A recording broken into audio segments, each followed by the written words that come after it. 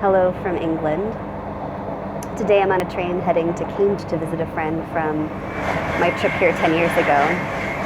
And I was in London the past 2 days, so it's a relief to be getting out of the city and seeing more green and not having crowds of people all around me. It's been fun being in London, very exciting, and the crowds of people, the speed of walking,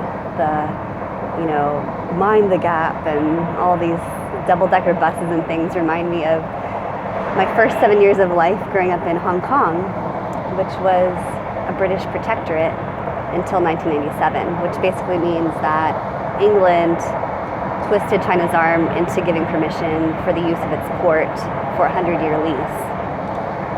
So I grew up speaking British, using British coins, British stamps, etc. So it's sort of like coming home in a way. But I'd love to just share a few things about my adventure in London yesterday, because I had this exclusive tour from a London policeman, friend of my cousin's, and I saw things that most people won't see, such as a dungeon jail hold for 14 people. It was tiny, and it was right across from the courthouse where they used to hang people. He showed us Harry Potter's wand shop. We saw Roman walls and the amphitheater. The place where William Wilberforce and his community were praying and interceding and planning for the abolition of the slave trade. That was a huge highlight. But I think what I'd like to focus on is the Royal Exchange, started by Thomas Gresham in around 1570, and it was the main economic center and trade center of London, endorsed by the monarchy. And really, this is the economic center of Great Britain's colonizing as a colonizing power that was expanding all over the world, where the sun never sets on the British Empire.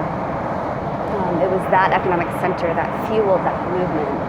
And in that area, there's tons of churches, like 100 in maybe a half square mile. So it's just so intriguing to see and consider this contrast of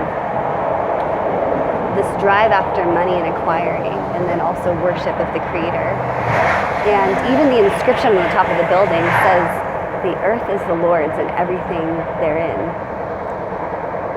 So the contrast of leaving this busy economic center, banks, and entering into John Newton's church, where there's this peaceful, worshipful atmosphere, was such a wonderful contrast. There was a midday worship session for London's workers, and I just felt the peace wash over me, and the beauty of knowing this man was part of one of the most evil trades of the world, trading African slaves, and yet he became a worshiper and led others to the Creator.